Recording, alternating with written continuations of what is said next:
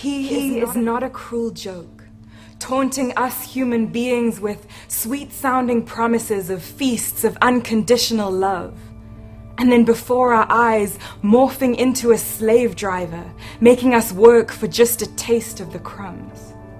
No, he means what he says, and he says what he means. He cannot deceive, for truth is the fabric out of which he is weaved.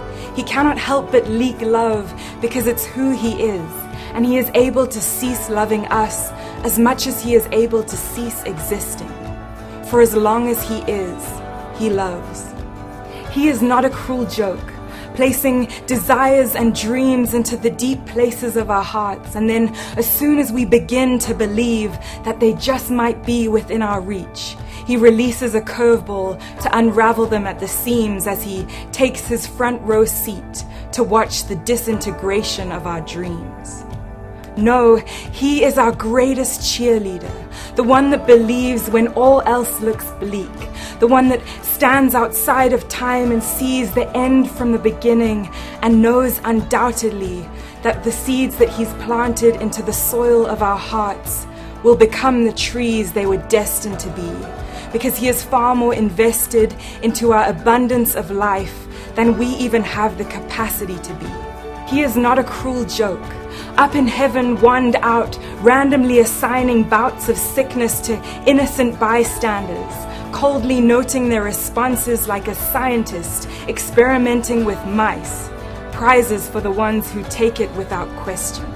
No, he despises seeing us suffer from the very core of his being, feeling each one of our emotions, crying each one of our tears as he experiences all of our frustration, feels all of our pain and disappointment, ceaselessly interceding for the day when love gets his full reward, and we experience all that he has paid for, and our wholeness is restored, spirit, body, and soul.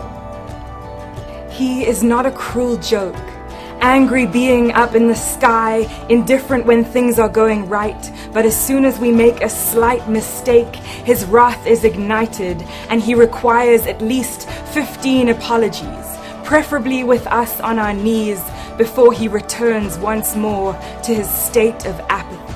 No, he cares deeply for every detail. Each piece of our lives is precious to him. If we celebrated our victories even half as much as he, our lives would be an endless party.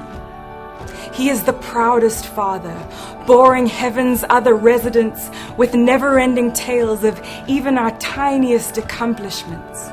And our failures, he seizes opportunities to lean in closer and remind us that they no longer define us, because he took care of everything. He gave his very life for our freedom, endured the deepest suffering that we might be free from every lost chain. He exchanged all of himself that shame might never again keep us in its cage. And he has never changed the subject.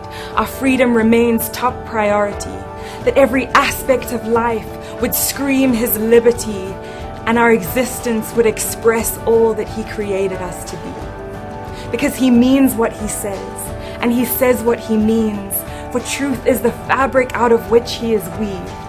He cannot help but leak love because it's who he is, and he is able to cease loving us as much as he is able to cease existing.